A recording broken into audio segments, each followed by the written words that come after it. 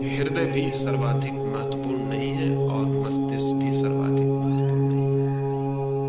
पुरुषों ने सारा बल मस्तिष्क पे दिया है और स्त्रियों ने सारा बल हृदय पे दिया है, और दोनों से मिला हुआ समाज रोज नष्ट होता चला गया है, क्योंकि दोनों ही बिंदु शरीर में महत्वपूर्ण बिंदु नहीं।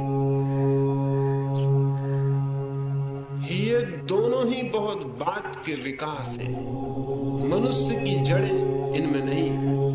और मनुष्य की जड़ों से मेरा क्या मतलब? जैसे पौधे की जड़ें होती हैं पृथ्वी में, उन्हीं जड़ों से वो जीवन और रस खींचता है, उसी से जीवित होता है। ऐसे ही मनुष्य के शरीर में किसी बिंदु पर वे जड़ें हैं जो आत्मा से जीवन और रस खींचती हैं और जिनके कारण शरीर जीवित होता है। जिस दिन वे जड़ें शिथिल हो जाती हैं, शरीर समाप्त हो जाता है। भूमि में पौधे की जड़ें हैं, मनुष्य के शरीर की जड़ें आत्मा में प्रविष्ट हैं, लेकिन मस्तिष्क नहीं है वो जगह, और न ही हृदय वो जगह जहां से मनुष्य प्राणों से जुड़ता है। और अगर हमें उन जड़ों का कोई पता ना हो तो हम कभी भी साधक के जगत में प्रवेश नहीं कर सकते। कहां है फिर मनुष्य की जड़ें? शायद आपके ख्याल में भी नहीं है। कुछ सीधी और सरल सी बातें भी अगर हजारों साल तक ध्यान से भूली रहे तो विस्मृत हो जाती। मां के पेट में बच्चा पैदा होता है, बड़ा होता है, तो मां से वो किस जगह से जुड़ा होता है? मस्तिष्क से या हृदय से? वो नाभि से जुड़ा होता है। जीवन की धारा उसे नाभि से उपलब्ध होती है। हृदय भी बाद में विकसित होता है, मस्तिष्क भी बाद में विकसित होता है। मां की जीवन धारा उसे नाभि से उपलब्ध होती है। मां के शरीर में बच्चे की जड़ें नाभि से फैली होती है।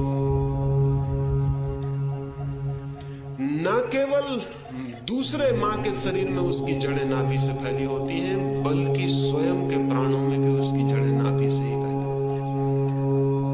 मनुष्य के शरीर में सर्वाधिक महत्वपूर्ण बिंदु नाभि है। उसके बाद हृदय विकसित होता है, उसके बाद मस्तिष्क विकसित होता है। ये बात की फैली हुई टहनियां हैं, इन पर फूल भी लगते हैं। मस्तिष्क पर ज्ञान के फूल लगते हैं, हृदय पर प्रेम के फूल लगते हैं। यही फूल हमें बुला लेते हैं और हमको लगता है कि यही फूल सब कुछ है। लेकिन जड़ें मनुष्य के शरीर की और प्राणों की नाभि में होती हैं। वहां कोई फूल नहीं लगते, वो बिल्कुल अदृश्य है, वो दिखाई भी नहीं पड़ते। हृदय के तार बिल्कुल ढीले हैं, उनसे क्रोध ही पैदा होता है, उनसे विकृति ही पैदा होती है, विसंगीत ही पैदा होता है, लेकिन उनसे कोई संगीत पैदा नहीं होता। मस्तिष्क के तार हैं बहुत खिंचे हुए, उनसे पागलपन पैदा होता है। और हृदय के तार हैं बिल्कुल ढीले, उनसे क्रोध, वैमनस्य, द्वेष, घृणा, ये सब पैदा होता है। हृदय के तार थोड़े कसे हुए होना चाहिए ताकि उनसे प्रेम पैदा हो सके, और मस्तिष्क के तार थोड़े शिथिल होना चाहिए ताकि उनसे विवेक पैदा हो सके, विक्षिप्तता नहीं। और अगर ये दोनों तार ठीक संतुलन में आ जाएं, तो जीवन के संगीत की संभावना पैदा हो सकती है। तो हम दो बातों पर विचार करेंगे। एक तो कि मस्तिष्क के तार कैसे शिथिल किए जा सके, और हृदय के तार कैसे तीव्र किए जा सके।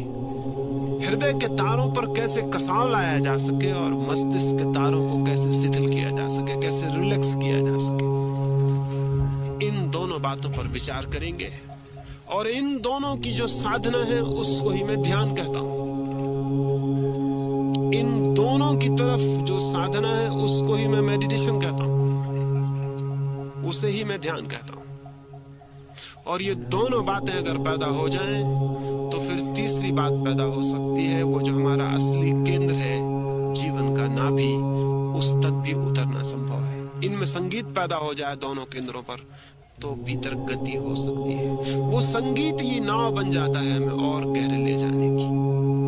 जितना संगीतपूर्ण होता है व्यक्तित्व, जितना भीतर संगीत पैदा होता है, उतने हम गहरे उतर सकते हैं।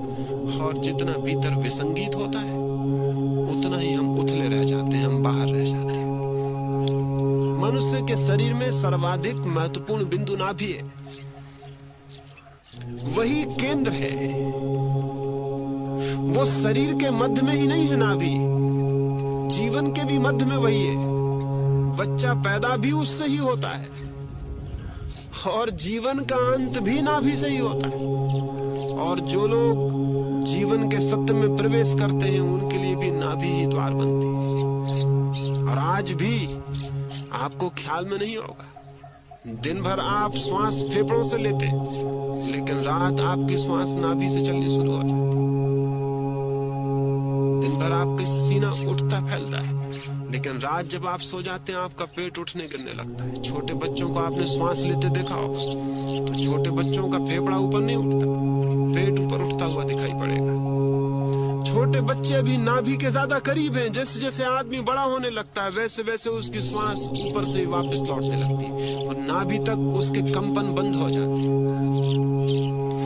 अगर आप रास्ते पे जा रहे हैं, साइकिल चला रहे हैं या कार चला रहे हैं और एकदम से एक्सीडेंट की हालत आ जाए तो आप हैरान होंगे, आपको पहली चोट नाभि पे लगेगी, न मस्तिष्क पे लगेगी, न हृदय पे लगेगी। अगर एक आदमी एकदम से आपके ऊपर छुरा लेके आ जाए तो आपको पहला जो कंपन होगा वो नाभि पे होगा और कहीं भी नहीं होगा। अगर अभी भी आप घबरा जाएं एकदम से तो पहला कंपन नाभि पे होगा। जीवन पर जब भी संकट पैदा होता है तो नाभि पर पहले कंपन होते हैं, क्योंकि जीवन का केंद्र नाभि है और कहीं कंपन नहीं होते। जीवन के स्रोत वहां से जुड़े हैं और चूंकि नाभि पर हमारा ध्यान बिल्कुल ही नहीं रहा, इसलिए आदमी बिल्कुल ही अधर में लटका रह गया है। नाभि का केंद्र एकदम अस्वस्थ है, उस पर ध्यान ही नहीं है, उसके विकास की भी कोई व्यवस्था नहीं। जितना अभय बढ़ेगा उतनी नाभि मजबूत और पुष्ट होगी और जीवन से संबंध गहरे होंगे। इसलिए दुनिया के सारे महत्वपूर्ण साधकों ने अभय को, फियरलेसनेस को साधक का अनिवार्य गुण माना है। फियरलेसनेस का और कोई मूल्य नहीं है अभय का। अभय का मूल्य है वो नाभि के केंद्र को पूरा जीवंत कर देती, उसके सारे विकास को पूरा खुल के प्रकट कर देती। वो हम धीरे धीरे बात करेंगे। नाभि के केंद्र पर सर्वाधिक ध्यान देना आवश्यक है। मस्तिष्क के केंद्र से ध्यान को धीरे धीरे हटाना जरूरी है। हृदय के केंद्र से भी धीरे धीरे ध्यान को हटाना जरूरी है, ताकि वो नीचे और डीपर और गहरे से गहरे में प्रवेश हो जाए। उसके लिए दो प्रयोग सुबह और रात्रि हम ध्यान के करेंगे। सुबह का प्रयोग मैं आपको समझाता हूं, फिर 15 मिनट के लिए हम उस प्रयोग के लिए बैठेंगे और उस प्रयोग को करेंगे। निश्चित ही अगर मस्तिष्क से चेतना को नीचे ले जाना है तो मस्तिष्क को बिल्कुल शिथिल छोड़ देना जरूरी है, रिलैक्स छोड़ देना जरूरी है। हम मस्तिष्क को खींचे रहते हैं पूरे वक्त, ख्याल ही भूल गया कि हम खींचे हुए चले जा रहे हैं। पूरा टेंस किए हुए है माइंड को, पूरा खींचे हुए ख्याल में नहीं, तो पहले उसे शिथिल छोड़ देना जरूरी है। तो अभी हम जब ध्यान के लिए बैठेंगे तो उसमें 3 बातें हैं। पहली बात, पूरे मस्तिष्क को बिल्कुल ऐसे शिथिल छोड़ देना है, इतना शांत और ढीला छोड़ देना है जैसे आप कुछ भी नहीं कर रहे हैं। लेकिन आपको कैसे समझ में आएगा कि आपने शिथिल छोड़ दिया?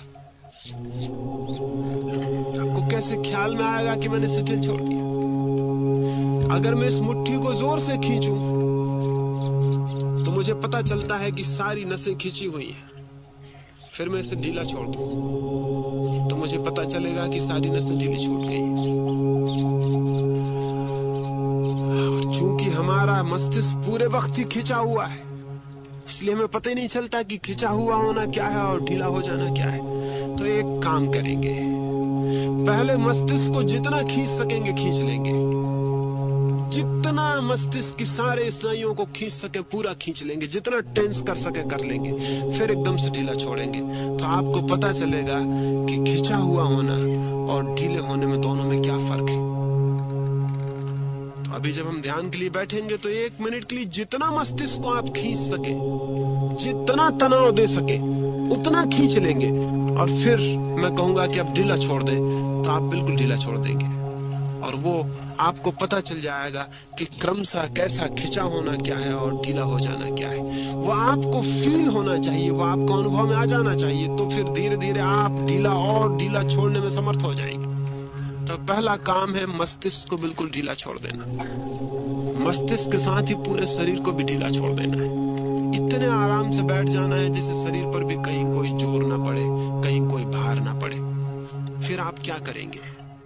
जैसे आप सब ढीला छोड़ देंगे, पक्षी बोल रहे हैं, ये कहीं पंचक्की की आवाज हो रही है, कहीं कोई कौवा बोलेगा, कहीं कोई और आवाज होगी, ये सब आवाजें आपको सुनाई पड़नी शुरू हो जाएंगी। क्योंकि मस्तिष्क जितना शिथिल होगा उतना सेंसिटिव हो जाएगा, उतना संवेदनशील हो जाएगा। एक एक चीज सुनाई पड़ने लगेगी आपको, अपनी हृदय की धड़कन भी सुनाई पड़ने लगेगी, श्वास का आना जाना भी सुनाई पड़ने लगेगा, अनुभव होने लगेगा। फिर चुपचाप बैठ के ये सब चारों तरफ हो रहा है उसे चुपचाप अनुभव करना है और कुछ भी नहीं करना। आवाज सुनाई पड़ रही उसे चुपचाप सुनना है, पक्षी बोलेगा उसे चुपचाप सुनना है, भीतर श्वास चल रही उसे चुपचाप देखते रहना है और कुछ भी नहीं करना है। आपको अपनी तरफ से कुछ भी नहीं करना है, क्योंकि आपने अपनी तरफ से कुछ भी किया कि मस्तिष्क खिंचना शुरू हो जाएगा। आपको तो एक रिलैक्स्ड अवेयरनेस में, एक शिथिल जागरूकता में बैठे रहना। सब हो रहा है, आप चुपचाप सुन रहे हैं और आप हैरान हो जाएंगे। जैसे ही आप शांति से सुनेंगे वैसे ही और गहरी शांति भीतर उतरनी शुरू हो जाएगी। जितने आप गहरी से सुनेंगे उतनी और गहराई भीतर बढ़ती चली जाएगी। 10 मिनट में ही आप पाएंगे कि आप एक शांति के अद्भुत केंद्र बन गए हैं, सारी चीज शांत हो गई है।